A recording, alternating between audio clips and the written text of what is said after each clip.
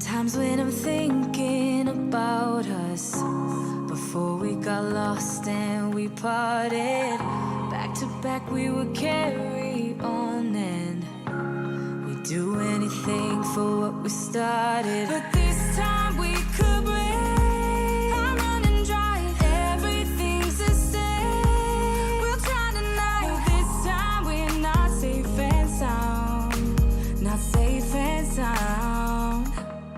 What if I'm no good for you? What if you're no good for me? Yeah. What if I'm no good for you?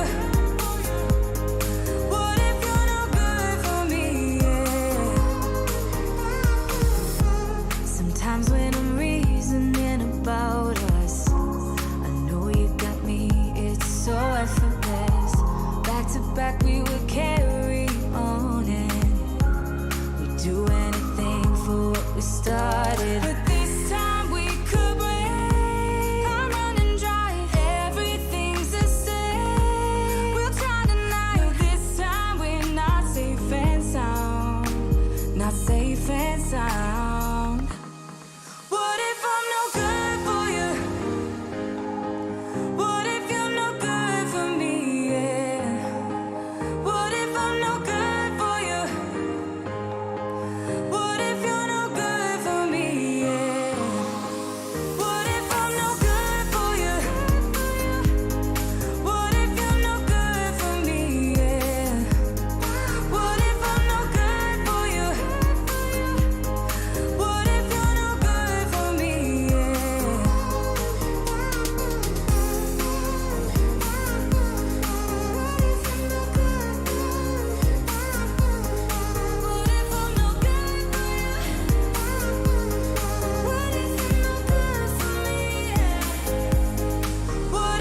good for you? What if you're no good for me? What if I'm no good for you? What if you're no good for me? What if I'm no good for you? What if you're no good for me? What if I'm no good for you? What if you're no good for me?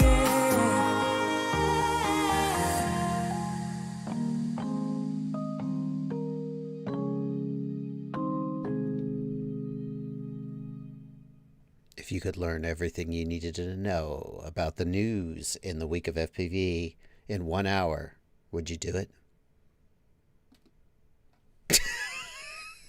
Because you're about to. Welcome to the FPV Yeah. News. We are back! We're back. Yay, we're back. Good to see you, Blunty. Hey, good to see you too. Welcome back. Yeah, thank you. I'm back. You didn't really. You stayed home. How's life in Denver? Good. Good. Pretty good. Yeah. And I'm glad to be back with you guys here for the FPV News. I appreciate you bearing with me. Well, I had to go get some groceries for a couple weeks, and nothing. Did anything happen while I was gone, Blunty? Not too much. Not too much. A couple things. Oh man. Oh, so many people in the chat too. Tack is here. Tack FPV, Phantom FPV, Ryan Quellet.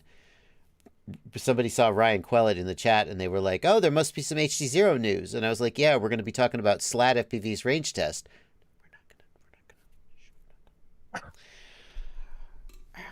Welcome to the world of product reviewing, Slat. It's brutal. It's brutal. They will tear you apart, my friend.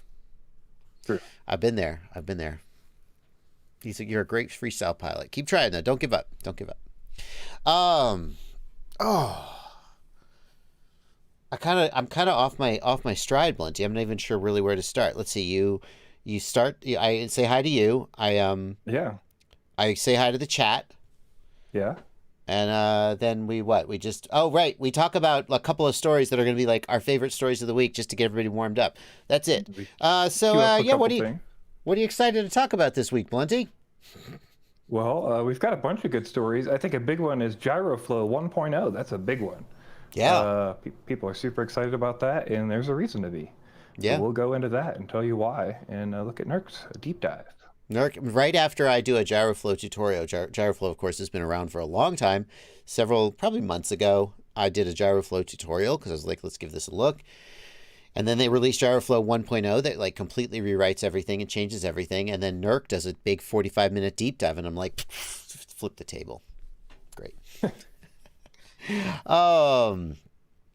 I am excited because GoPro has said something that vaguely suggests that maybe theoretically we're going to get a new GoPro Hero session, which I know that is too much to hope for and probably not true, but I'm still going to pretend for the next hour that maybe it is true. I don't know. We'll talk about why I don't think that's so crazy. Oh, yeah.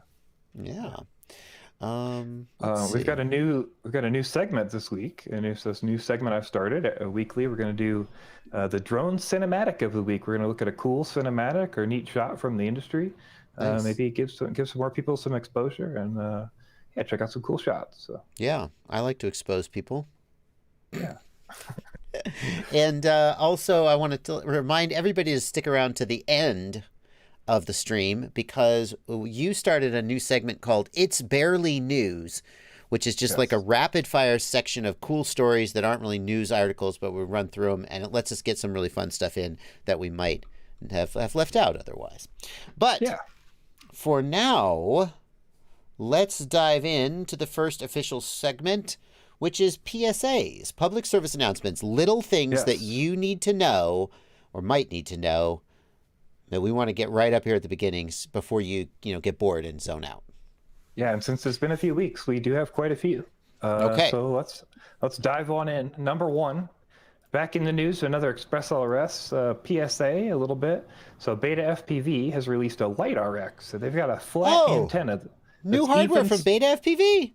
Yeah, they've got a flat antenna. That antenna is even smaller than the little ceramic antenna we've been using previously. I got a picture of it. It's right here. It is so much smaller. Looks like it'll be less prone to damage.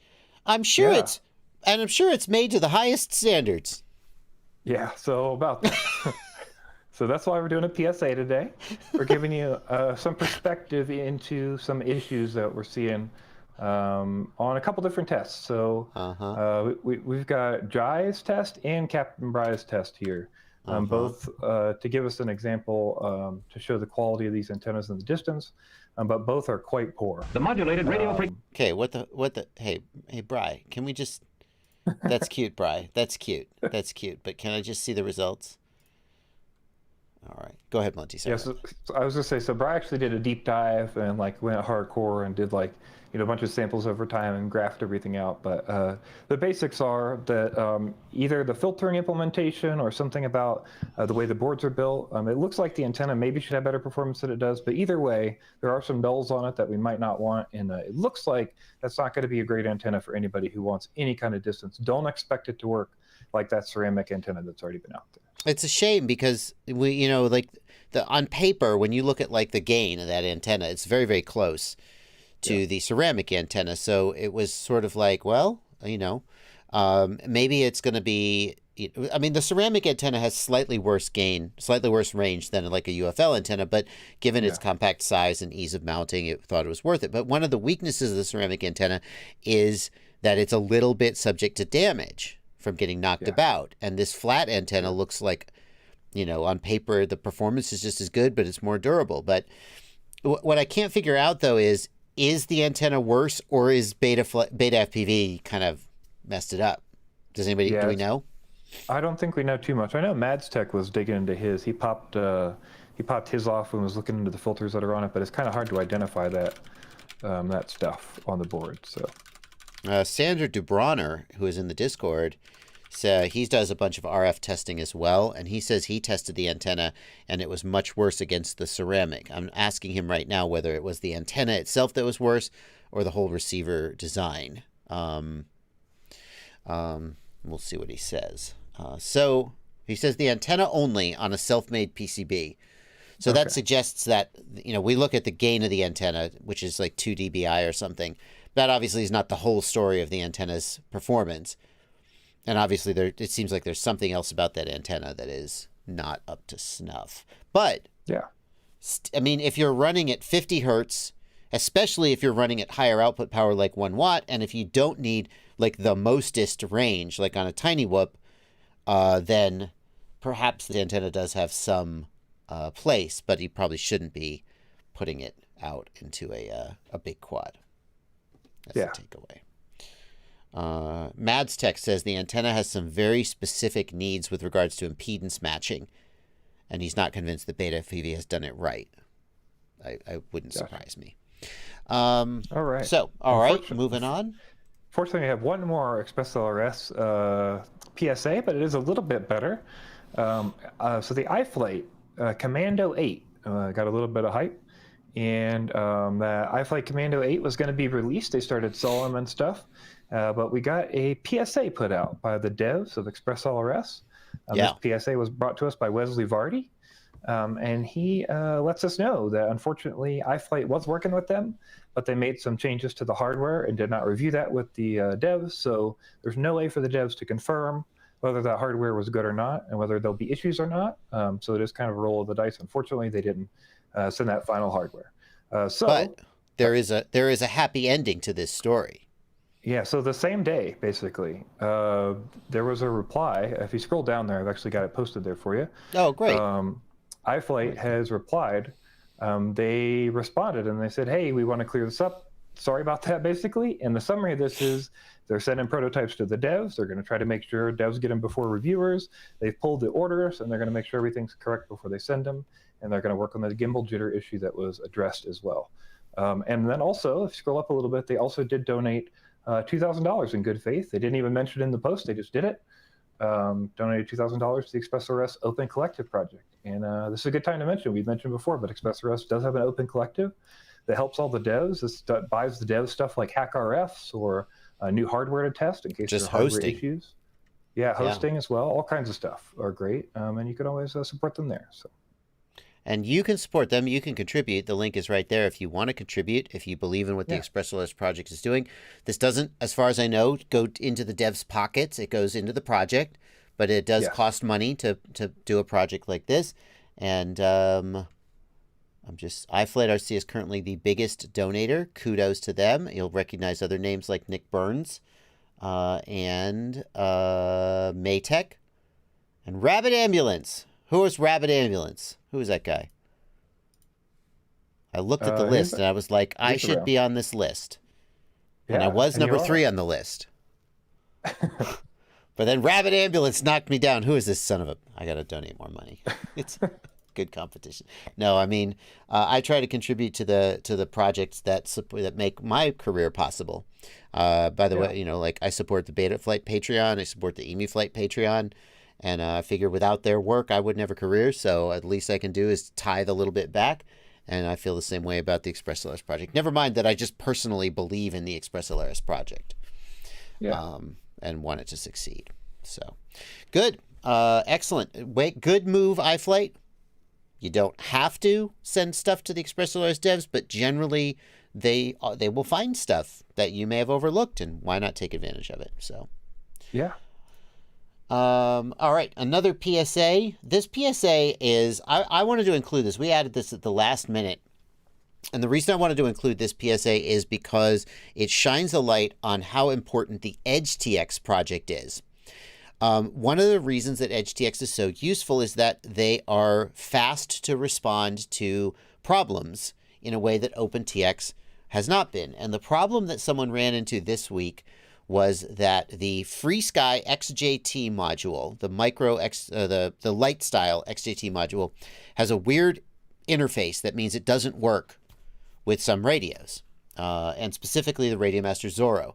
And someone out there on the internet was trying to use it with the Radiomaster Zorro, and it wasn't working. And the EdgeTX project, one of the EdgeTX devs, just immediately were like, "Oh, I figured it out. Yeah, we can fix that." And boom, they just dropped a custom build of the code. It's going to be in EdgeTX 2.7, which is not out yet. But this person was immediately able to have their problem solved. And it's just fantastic to see a project moving fast like that. So yeah, technically... Yeah, go ahead. I was just going to say, currently 2 people have had success using an XJT Lite with a Zorro with this build. So if you have an XJT Lite and a Zorro and you want to make it work, it would be helpful if you go test this. And if you need help with that, you can go check in the EdgeTX Discord, and they can help you with that as well. But yeah, that would be great for you to test it. But yeah, they are working to merge that into the next EdgeTX. So that's great. Technically, this is a PSA because if you wanted to use an XJT module on a Zorro and you couldn't, then this would make it possible. But mostly, I just wanted to include it to say EdgeTX, kick ass, keep it up. You're awesome. Yeah. All right. One more PSA, Blunty. Yeah, last but not least, we're going to talk real quickly. If you have a BMI 270 gyro, there's some different kinds of gyros you can have, like an MPU 6000, the ICM 20602. But one specific one, the BMI 270, has different cutoffs for the low-pass filters. And so you need special settings in your filters to kind of get back on the level where the MPU 6000 is and other things with the hardware low-pass that's lower. So Betaflight now, when you go in to set your presets, you can also go in and type BMI 270. And when you type that in, you can click it and apply it, and that will add your low passes for you that you need for that gyro to kind of get you back on the right page and get that noise out. So. Yeah, if you have a, and we see more flight controllers, including this BMI 270 gyro these days. It used to just be like the Brain FPV Radix was basically the only one that did it. But these days with the chip shortages, I don't think manufacturers are switching to the BMI 270 because they're like suddenly realized that Brain FPV was right this whole time. I just think with chip shortages, it can be difficult to get some of the other gyros that we're using. And there's already documentation for how to support the BMI 270 gyro and test that it works. But if you've got one of these flight controllers with the BMI 270, like the Beast H7 or maybe the Beast F7 has it, some iFlight basically. Anyway, if you've got one, you should go into the presets tab in Betaflight 4.3 and apply this preset because your filtering is not as optimized as it could be. Yes. And then now that kind of leads in. Yeah. Oh. Go ahead. So that kind of leads into the next video, the next story. We're going to take a look at a video by Chris Rosser, who goes into this. I actually requested this video, and I'm so glad that he made it because we talk a lot about these different kinds of gyro types and what they are. And I wondered what the real difference was and are there ways to fix them and make them better and what the deal is and all that kind of stuff. So he did a wonderful deep dive and looked at all that kind of stuff, looked at compared cutoffs and low pass filters and explained what MEMS were for people who don't know. If you don't know, MEMS in a gyro, like our gyros work by shaking these little arms. And then basically that spinning causes it to move, like to alter the way it vibrates, and then the circuitry in there can tell that change, and that's how it knows the rate of rotation. But yeah, you can see he went in there and compared some stuff. So yeah, we got specs comparisons here, and specifically he notes that the BMI 270 gyro has a much different built-in low-pass filter than the other common gyros that are used. It has much less internal low-pass filtering. And that's why he recommends, and let's see if I can just find his recommendation. He does some testing where he shows the result, the differences. He recommends that we use different default settings in Betaflight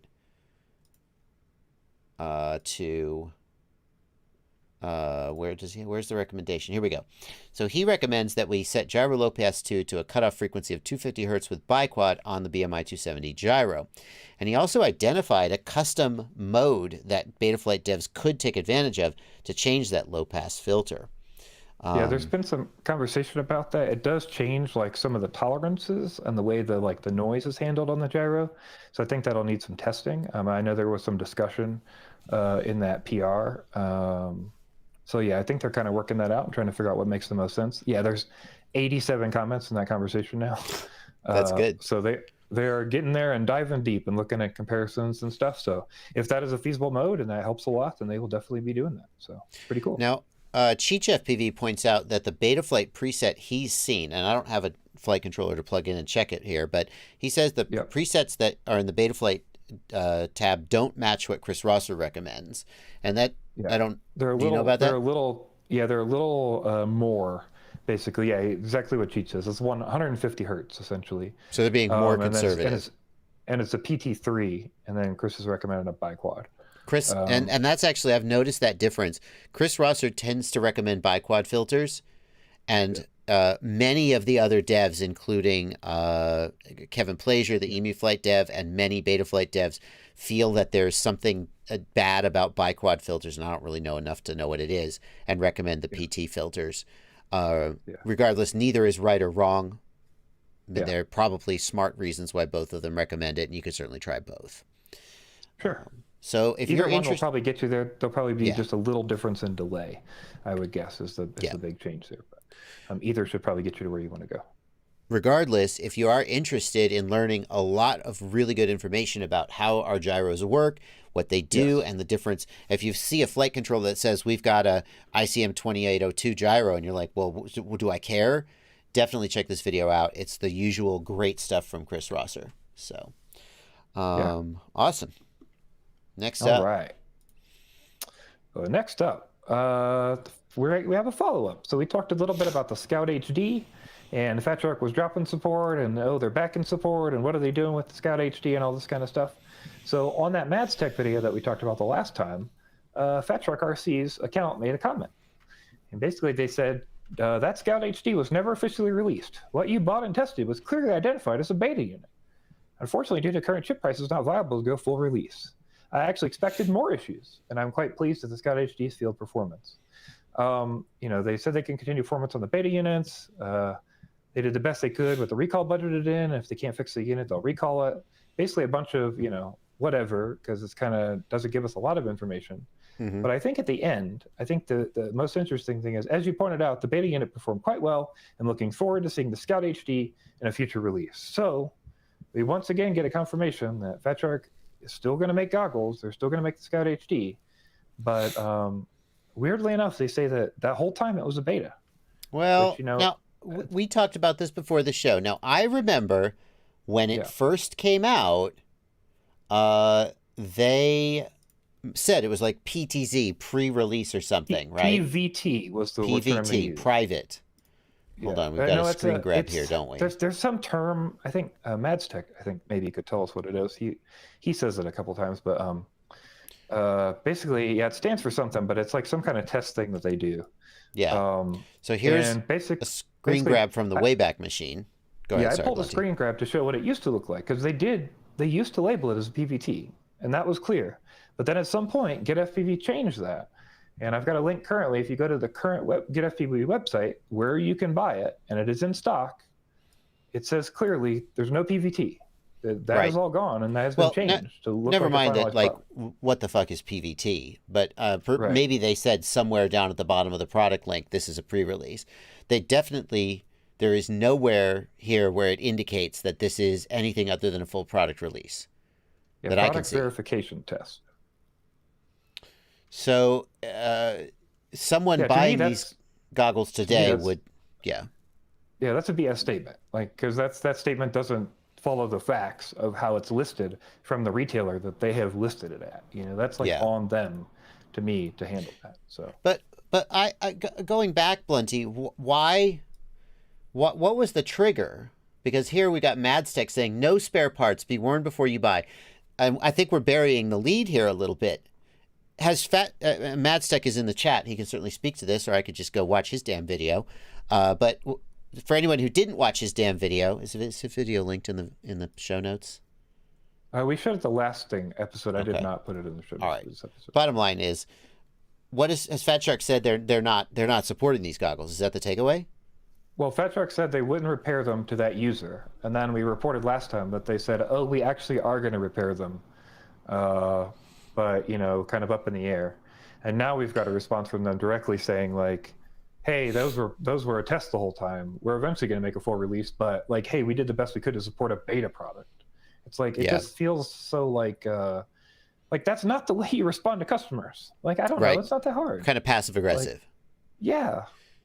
Yeah, so the question that I think is up in the air is, if you buy the Scout HD today and it breaks, will FatShark be able to support you? And this post from them, they're saying, well, we can RMA it, we can return it if it fails. So it sounds like they're saying they may give you your money back, although I'm not sure as a user I'd be thrilled. I'm not sure how much I'd want to rely on that. Yeah. But it sounds like they will not be continuing to service or generate spare parts for these goggles. Yeah, we reported last time that that user that had the issue with the antennas that they were like getting pushed off to HDZero was then eventually fixed by FatShark, Okay. or at least was reported to be. So Yeah. yeah, I don't know if they'll continue to support it, but they're saying they're going to make a final product at some point. So Yeah. feasibly, they're saying that's going to happen. I don't know. We'll see. I mean, FatShark has been sort of bitchy is the word that comes to mind about HDZero. Now, HDZero is saying they have plans to make their own goggle. Obviously, that's completely up in the air. Like, that's just a fantasy product at this time. I've been in this industry long enough and in electronics and consumer, this world long enough that a product, when Samsung says in 6 months we're going to bring out the new Galaxy S23, I believe them, right? Yep. But in most of the time when someone says, we've got a new product coming and it's going to be amazing, I'm like, yeah, well, I'll wait till I see it. And HDZero is no different. But if the HDZero goggles live up to the spec that they're promising, I don't see why anybody'd buy the Scout HD. The specs they're promising are freaking amazing. Yeah, absolutely. Yeah. So I guess we'll see what'll happen. Alrighty. But they're still not making video transmitters. FatShark. Right? No. Just the Scout They're done HD. with That's that. basically it. Yes. Yep. Good for you. Cool. Congratulations. All right. FatShark, what happened? What happened to you? What happened? Okay, moving on. So, a product that is at least in release candidate and looks really excellent is the Gyroflow 1.0 RC. We're on RC3 right now, so minor changes have happened in the last little bit. But basically, the new Gyroflow is here, and if you saw the old Gyroflow, you're going to be like, "Holy crap!" Yeah, I was just saying. I was just thinking that. Holy crap! This is like a whole different app. What am I even looking at? This is like a real program that looks like it's built for people to use. Yeah. It's amazing. It's really amazing. Yeah. Is what it is. It's this is a totally the next generation of Gyroflow, basically. Like real time. One of the biggest things that people have asked for: real time GPU rendering. So you can see all your live stabilization as you do it. You can play, you can hit the button, you can turn it on and off. Like while the video is playing, you can change up and down the stabilization. So you don't have to tweak your settings, then wait for 15 minutes while it exports, then look at the video and go, oh, I didn't like that, and then go back and tweak. You can see it in real time with your GPU that we all really totally have. Yes. But hey, at least there's an option for the people who have it. Yeah, and I'm sure your CPU could do some of that work. So, yeah. But yeah, looking really good. Also, brand new UI like we talked about, new workflow, lens profiles. So now you can set lens profiles in the app. They're all there for you to download, and a lot of common ones are there. You can also make your own and upload them. Visible gyro data at the bottom. We saw that on that picture there.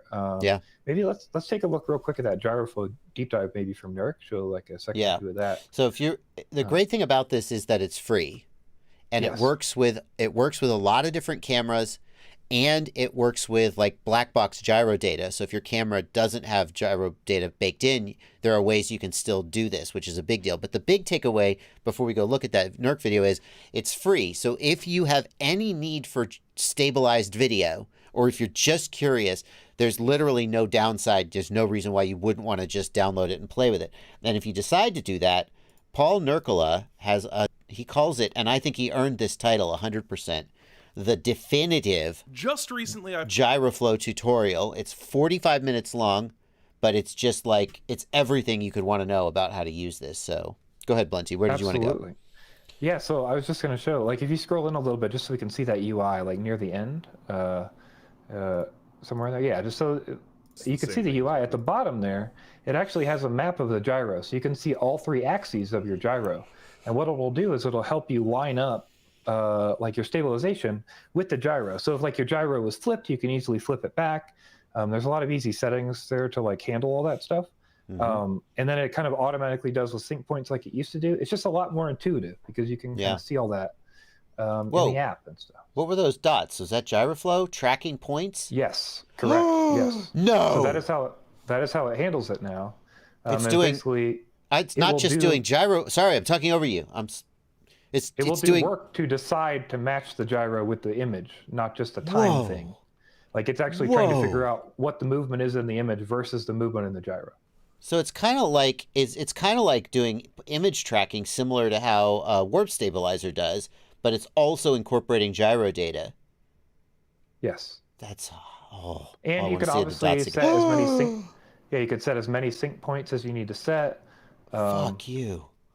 It's beautiful, isn't it? It's the It's amazing. fucking Matrix. Yeah. Wow. That's hot. That moment right Yeah. there. So I mean that's great. I just tried to click on Nurk's screen and roll this playhead back. Whoops.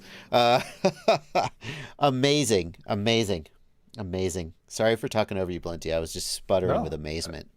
No, that's a wonder. It's just a cool new thing to use now. You could also export in ProRes, the best ProRes. However, they don't have a GPU way to export in ProRes. So if you do the best ProRes, you got to wait. But the other ones all have GPU support now, so it's super fast to export as well. Yeah. So yeah, pretty cool. Good to see. Amazing. Brilliant. Kudos. Does the Gyroflow guy have like a Patreon or something? This is like, I mean, you could sell this product for $100. There's no question. Yes, if you go to their website, on the left-hand side, there's a contribute to the project page, and you can support Elvin on PayPal. And then 1.0 and onwards was helped by Ari and Eddie as well. So both those guys have listings there. Okay. Well, I mean, the big question that I think we're not prepared to answer is, you know, for an amateur, whatever you get, you're happy to have. You know, you got a freaking GoPro, you got a Runcam Orange. And you're like, oh, I'm going to do some stabilization and my mom's going to love it when she looks at my YouTube video. But as a pro, you like have certain standards. And the big question is, will pros be replacing I can't remember the name of the other program. Real Steady. Real Steady, thank you. Will pros be replacing Real Steady with Gyroflow? How's the quality? Do we know? Yeah, it seems like it's I think Nurk is kind of going back and forth. I don't know that he's really set a thing in stone. He did a video of both, kind of a quick overview, and then did that deep dive on Gyroflow. I know he's been spending hours and hours like working on it and trying to figure out exactly the correct workflow and the best way to handle everything. So it seems like he's going to give it the best college try if he doesn't end up using it. I think we'll know. You know, yeah, I think for a pro, paying $100 for Real Steady is probably not a big ask. Yeah. But well, the new Real Steady is like trying to compete. Basically, it does similar things where it does like live GPU the same way. Oh, interesting. So it's trying to like keep up, but we'll see what happens. Gyroflow has always had a lot more customization and tweakability though than Real Steady. Real Steady seems to have this attitude of, listen, we'll give you like 3 sliders and just let us do the work. The UI, I feel like, was the big barrier for a lot of people in the workflow, and that's like the big change in 1.0, along with all the other features. So, yeah. Milford KD in the Discord says Gyro real-time playback works with literally anything. My old laptop with a dual core 2.7 gigahertz CPU and no GPU works with real-time playback. So apparently you don't need a fancy graphics card to do real-time playback. That's fantastic. All right. Wonderful. All right, enough gushing about Gyroflow. I love it when people do really, really cool work for free just because they love it, and it shows the power. People say open source projects are always worse than commercial products. Oh, it's cool for hobbyists. But no, it's not true. And stuff like this proves it. I love it. Okay. Next up. Yeah. What's next? All right. Next up, GoPro. It says it's going to expand its camera lineup. In a Q4 earnings call, GoPro said a couple things that piqued some interest from folks in different hobbies, including ours. GoPro basically said, Nick Woodman, their company's founder and CEO, so they want to offer more specialized cameras that use similar technology that they can put into different cameras. So basically they said they're adding 2 more models alongside the Hero and the Max line. So I thought that was interesting. Mm-hmm. They basically define them as the Hero and the Max line, and that's kind of seems like how they're defining the formats now. They kind of seems like the Hero doesn't include the session, right? That kind of makes sense. Sure. So the Hero and the Max. So what else do we have, right? What other form factors could you possibly have? We had to pick 2 more form factors to fit a specialized hobby. It would be hard for me to imagine things that aren't, either something way bigger or way smaller, right? Yeah, especially given the relative success of the DJI Action 2, which shows that there is demand for a smaller, lighter action camera. I mean, unless it's just not selling and maybe it's going to die. So, sure.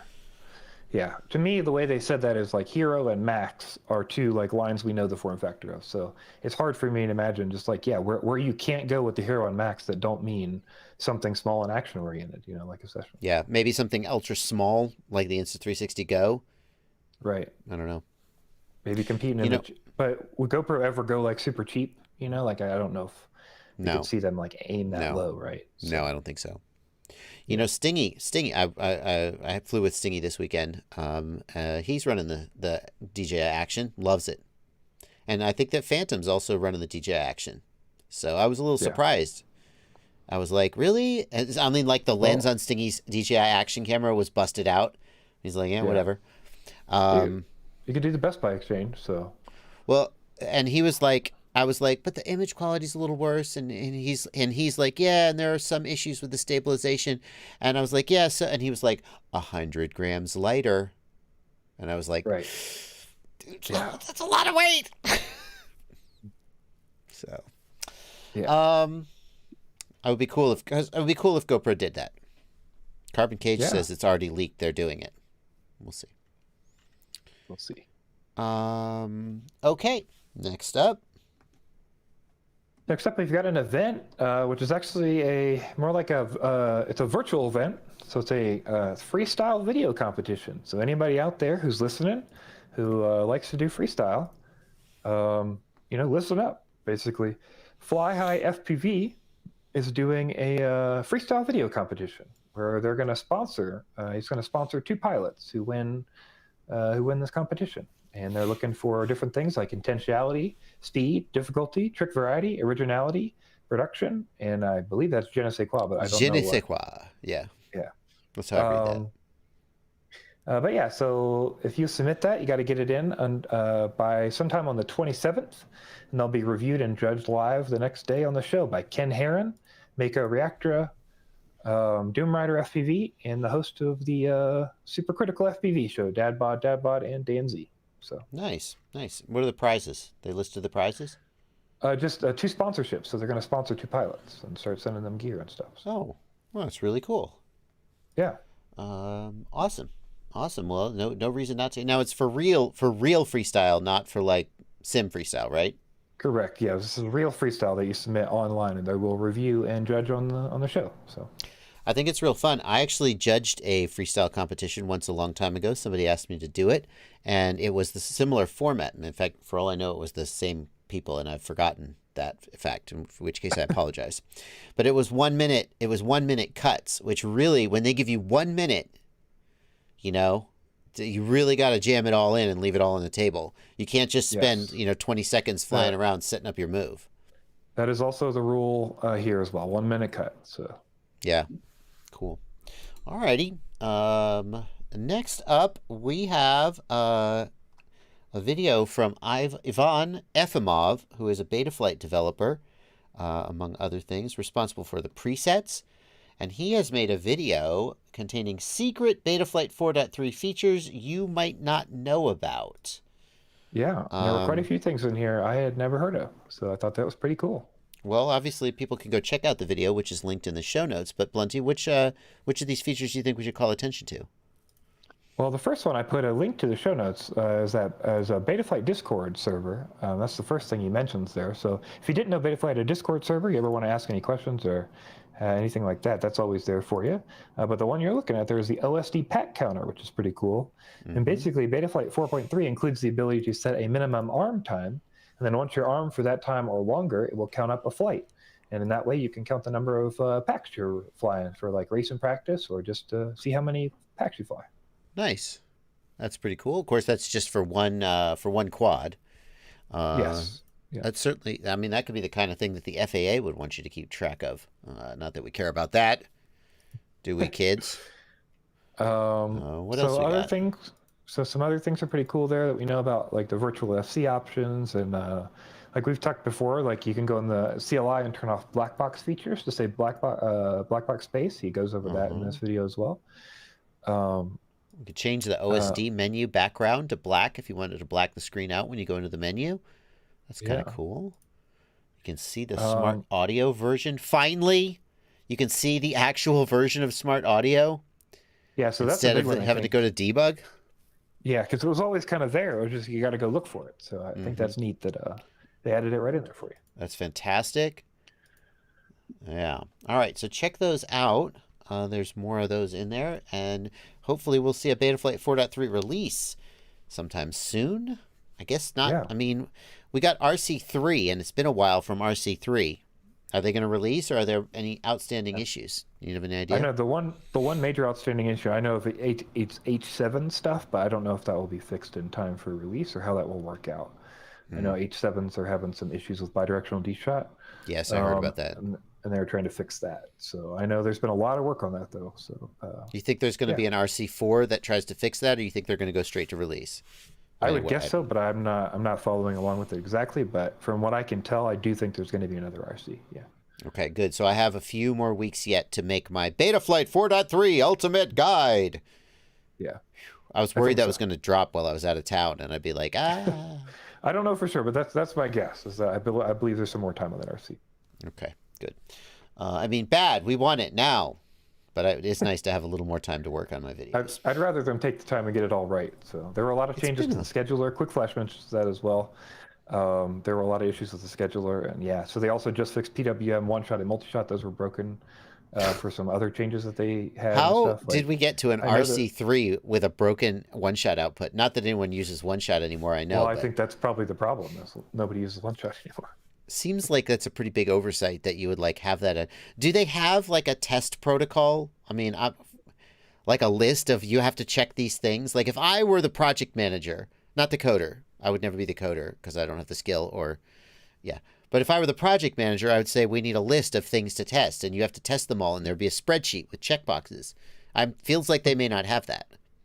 Yeah, I don't know. Maybe one of the devs can let us know. Isn't that so reasonable of you?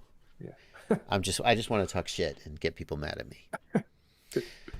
Yes. All right. Quick Flash mentions issues with ELRS SPI receivers on 4.3. There was some fixes for that on RC3. It is a bit better now. Okay. You were having to reduce to 2K. I think you could run 4K on them now, but yeah, they're working on that. So anyway.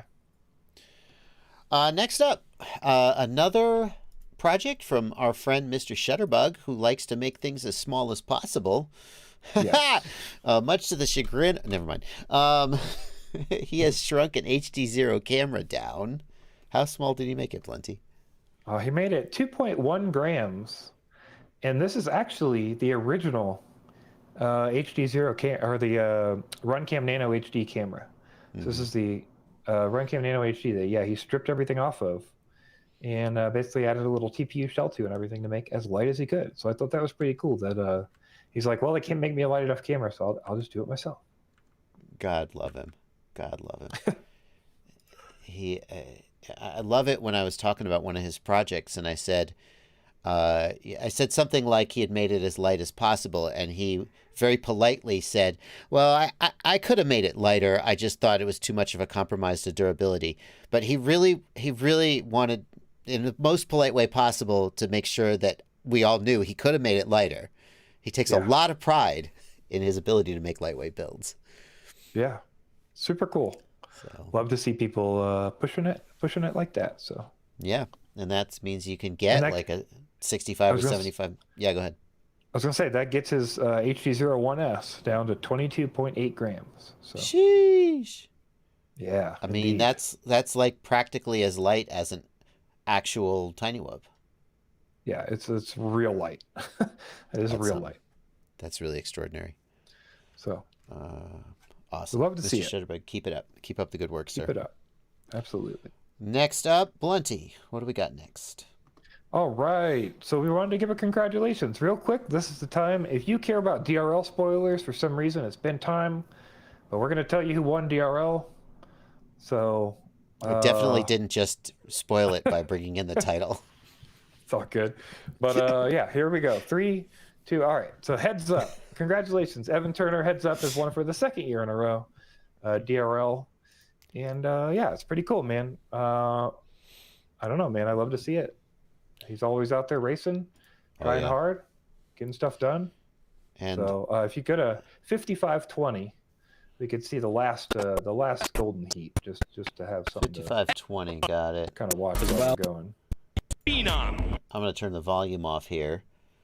Kind of a weird season this year. Had a mixture of in-person and sim racing, which Yes. I have to wonder if that really hurt Vanover's chances. I wonder if Vanover isn't as interested in grinding on the sim as guys like Evan, who have seen grind on the sim.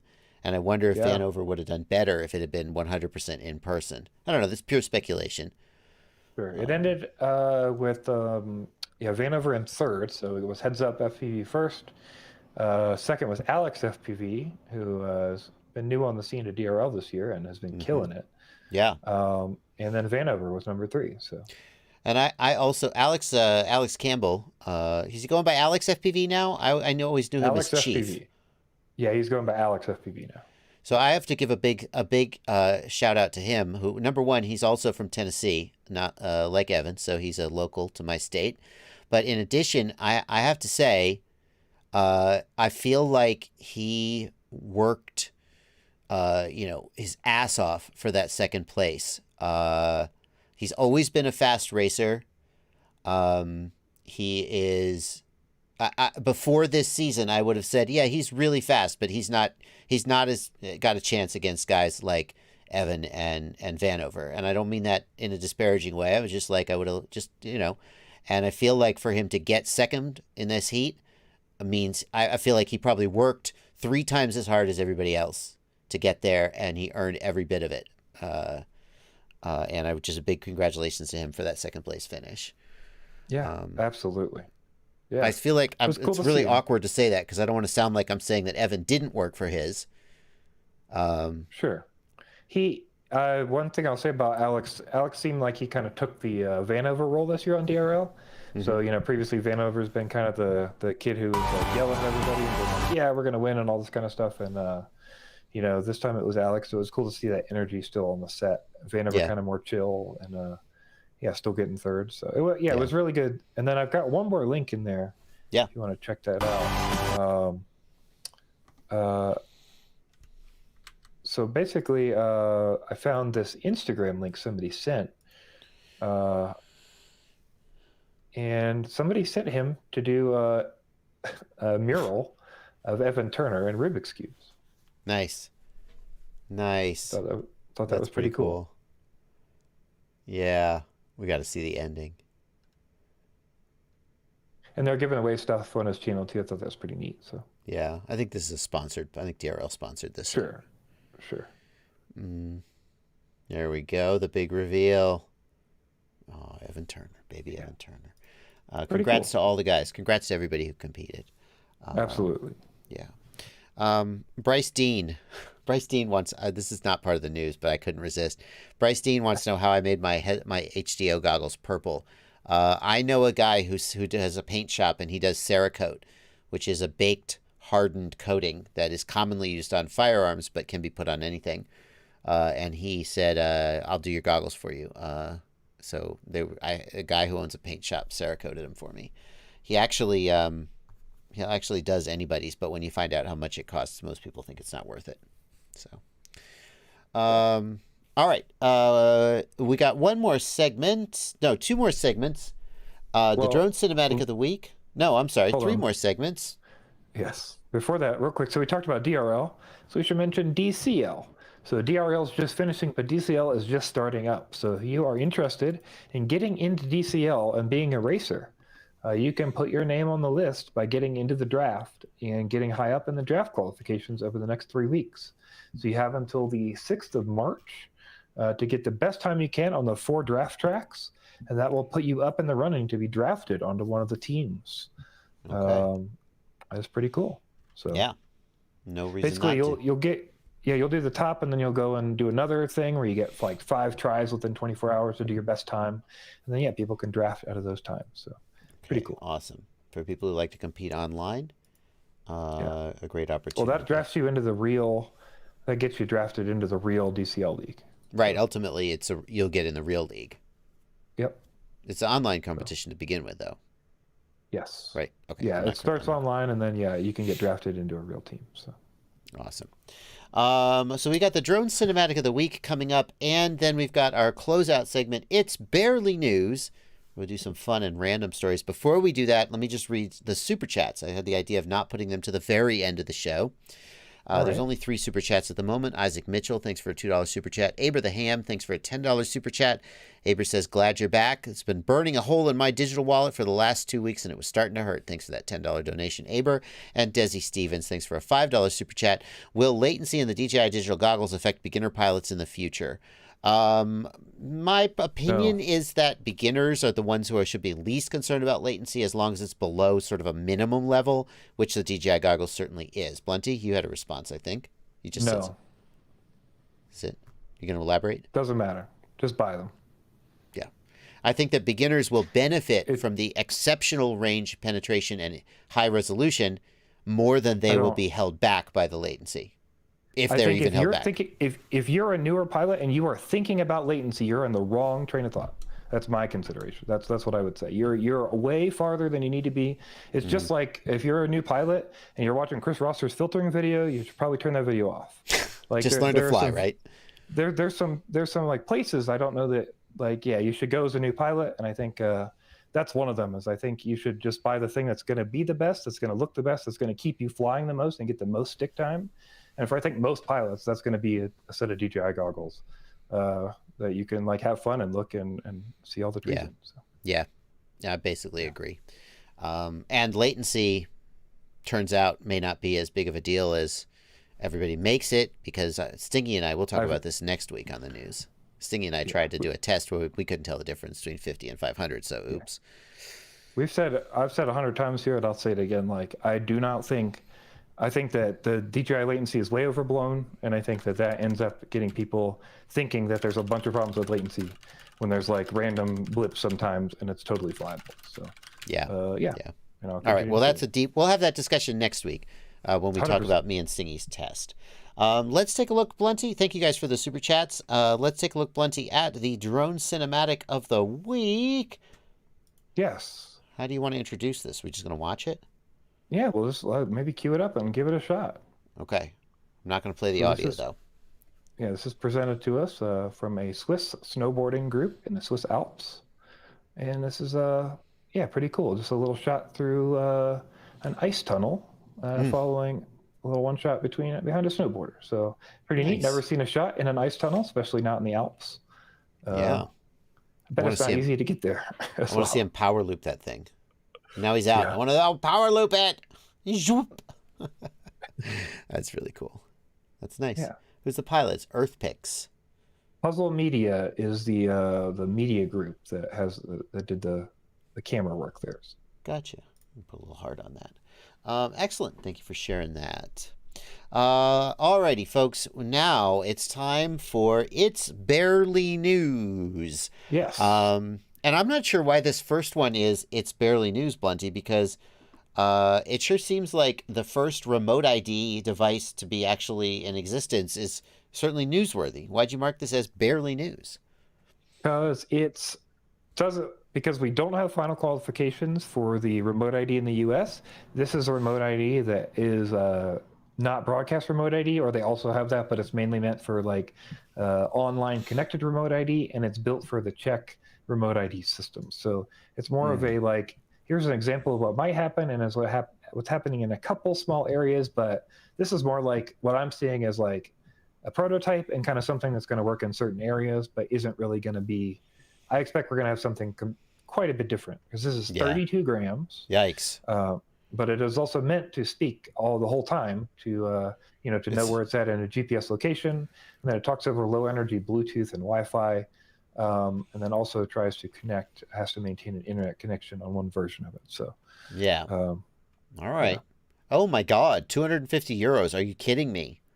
Yeah. So this is why it's go to hell. And it's not in I don't think this is anything like what we're going to see for the finalized system of remote ID. That's what I'm going to say. Yeah. The US system is not network based. It's broadcast only, at least as it stands today. So. Yeah. All right. And I understand now. That it's not a 30-gram thing. I hope that's not going to matter, because they're not going to be on my drones anyway, but I didn't say that. Anyway, Next up, Next up, I thought this story was crazy. 20 people were arrested and charged based on items being smuggled into a prison by drone. And this is insane. If you scroll down and look, so an 8-month investigation into drone attacks is what they're calling them, where they've dropped stuff into this prison. 8 months. 8 months. More than 100 pounds of things were dropped into this prison. This is crazy. Our main focus is to stop contraband and all this, right? But they said the recent seizures include 100 pounds of tobacco, 13 pounds of marijuana, 843 grams of methamphetamine, 114 grams of crack cocaine, 49 grams of cocaine, 25 cell phones, 2 knives, 3 guns, 12 drones in the prison, and $6,300 in cash. Why are they smuggling drones into the prison? Officers also found 3 abandoned drones containing 5 pounds of tobacco and 100 grams of meth in the woods near the prison fences. In the most recent incident, 2 unrelated groups of people were both trying to fly drones over the yard at the same time. What is going on over there? Well, I guess people in prison really like tobacco and meth. Drive says it's just be raining narcotic. What kind of... like 2 groups on the same day were trying to fly drones into the yard to drop shit. Like, hey, who are you on? I'm going up on 5. Yeah, exactly. They got to coordinate channels and stuff. They're like, why do I have interference? Why do I see somebody else's feed? What were they flying? Because it sounds like, I mean, I can't tell. I mean, I assume 100 pounds of tobacco wasn't on a single drone. No, well, they said, I don't know, but they said some of them are like large drones, and one of them was the largest he's ever seen. So I would assume they're probably not like Phantoms and stuff. It sounds like they have some custom stuff. Crazy. Yeah. Crazy. Yeah. I mean, also completely predictable and right. It's predictable, but I would not expect that amount of things to make it over the fence. Like, that is just insane. If you think about it, though, I mean, it's easy in hindsight, so I'll just try to sound smart. But if you think about it, though, there's a high demand to smuggle things into prison. There's high value in getting things in. And drones are an extremely low risk and relatively easy way of doing it. Just fly a drone, park somewhere outside the prison, fly a drone over the wall, drop some shit or whatever you do. Right. It's actually, if you think about it, it was a matter of time, I guess is what I'm saying. It's probably just a matter of time that this starts happening. The big question is, how are they going to stop them? What will they do? Yeah. I don't know. Well, they put 20 of them in jail, so depends on how many more there are. But anyway, they caught pretty them. Crazy. So we've got one more story about drones carrying drugs. I thought this was pretty crazy. Somebody used a DJI Mini 2 to carry its own weight in drugs over the border wall. 250 grams? 253 grams of methamphetamine was loaded onto the 259 grams rather of methamphetamine was on the 249 gram drone. And they popped it right over the wall and dropped it on the other side. That's a good weekend right there. Yeah. It's pretty funny. For more than one person. A lot more than one person. Oh my goodness. I mean, that border wall. I don't know. Yeah. Really load it down. I mean, I just thought that was pretty ballsy to load up 260 grams of meth on a DJI Mini. I'm surprised that's the most efficient way to get drugs over the border wall. I mean, it feels like just like a trebuchet. I mean, 250 grams is a relatively small package. They find those a lot, but you got to move a trebuchet there, and then you got to have it. Pneumatic air launcher. Yeah. Well, they're looking for. They put out a search warrant for this drone. They're trying to find the evidence for trying to track down the pilot. So he was able to get away. Oh. Yeah. So. Yeah. Somebody said, "Hey, that's not a recreational flight. Hope they had their 107." That's definitely not a recreational flight. That is a commercial enterprise, no doubt. Yeah. No. I just like giving away methamphetamine for free. It's my hobby. It's not a 107. Yikes. Alrighty. Well, instead of talking about criminals using drones, let's talk about the military using drones. Yeah, so we've talked about a couple different contracts that were going on, and the latest contract has showed up. The Army has bought into a 5-year contract with Skydio.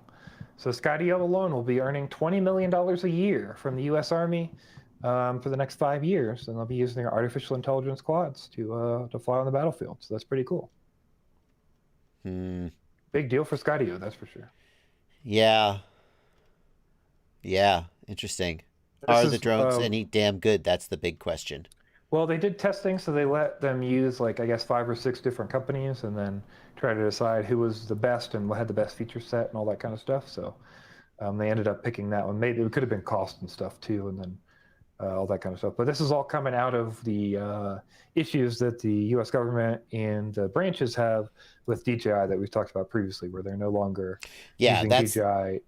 That's the thing. When I talk to people, because I talk to a lot of different people, and they say, "Oh, we can't use DJI anymore," and I'm like, so what are you going to use? Is anybody any good? And they're like, not as good as DJI.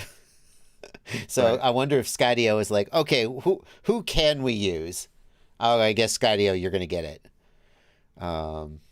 Yeah, one of the things we talk about a lot is competing stuff, and Teal is one of the competing things with the Red Cat, who we talk about. So they basically won this over Red Cat, essentially. Yeah. Yeah. Oh, damn it. It's too bad I don't own any Red Cat stock. I would be more concerned about that. So 20 million a year is nothing to shake a stick at, that's for sure. I could see these drones being like, this video is showing ISR search and reconnaissance. I could see these drones being good for that. You know, just flying over and checking shit out. I could see them being good for that. All right. Well, congratulations to Skydio for being American and making a drone. Yeah. And winning a contract. And winning the contract. Congratulations. Next up, we're going to take a look at some drones in Coventry in England. Wait. Sorry, back up. No, sorry, back up. I have to show this. Look at their short-range recon, the SRR. It's a freaking Cinewhoop. Oh, it is. Very true. What's this? Micro rotor training. What the is that? What is that? That looks like a. What it looks like. That's like a DJI Mavic or something. What is this? What's DOI number 9? Like a little thin version of it, I guess. I mean, it looks like a 4-inch, 3-inch something. Interesting.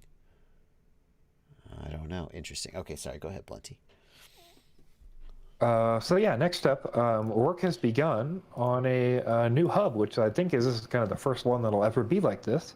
They're building a central hub in Coventry for police and delivery drones to be stationed out of. So also like Skyport for transports and stuff like that. And they're building it near the railway station. They're hoping it'll be like a central repository for any kind of air service for drones to take off and land out of to do deliveries and police dispatch and things like that. Kind of interesting. That's pretty cool. Yeah, I don't think we've seen anything like that before. So this artist's rendering shows unreasonably large-sized drones that will never actually exist. Pretty cool, though. Nice. All right. Next up. Yeah, short-lived debut in a live broadcast. Yeah, so we've got the UCI as a cyclocross, and they had a little race down there. They did one shot for this girl Lucinda Brand, and we've got a little Instagram video there. If you scroll down, you can expand and see the Instagram video under her tweet. Oh, I can already tell this is good. Look at that! Look at that cool motion blur.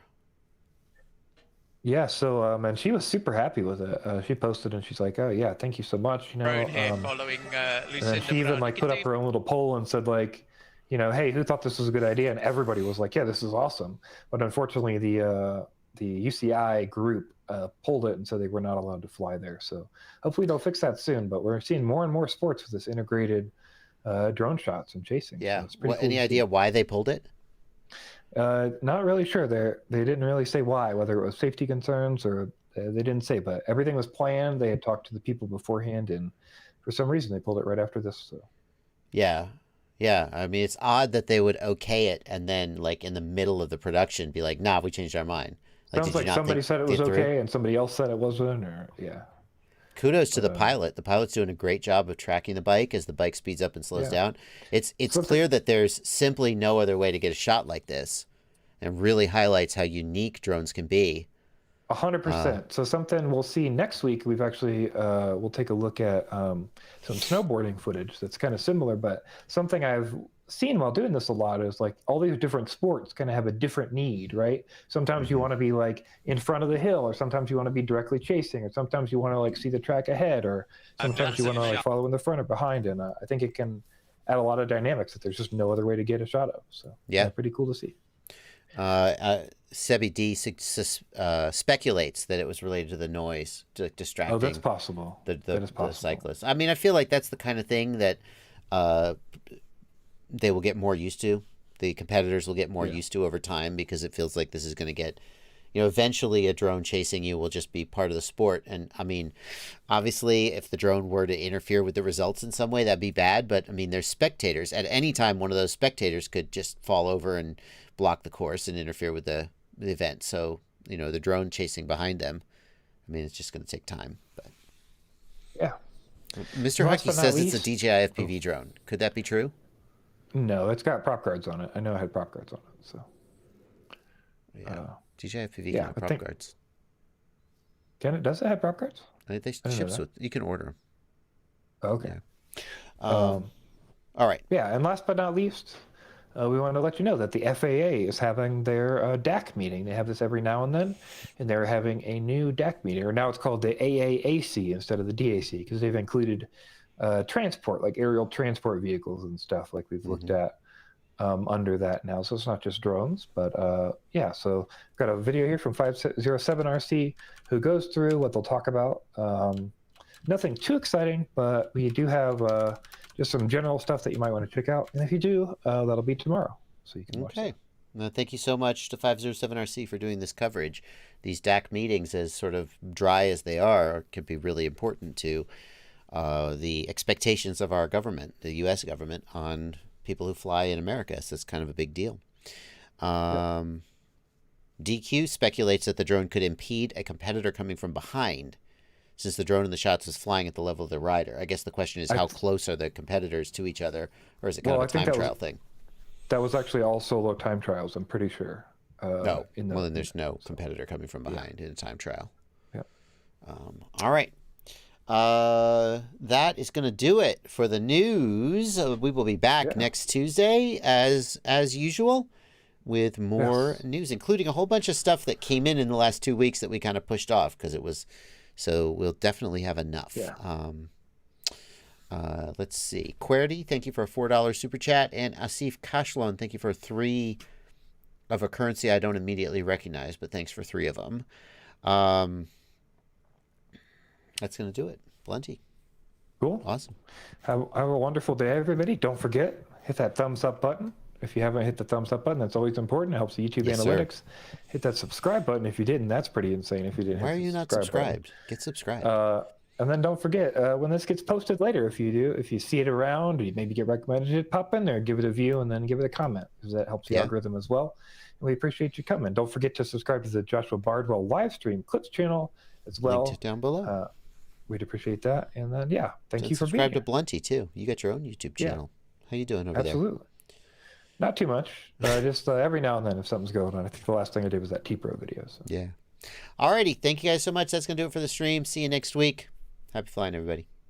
Later, guys.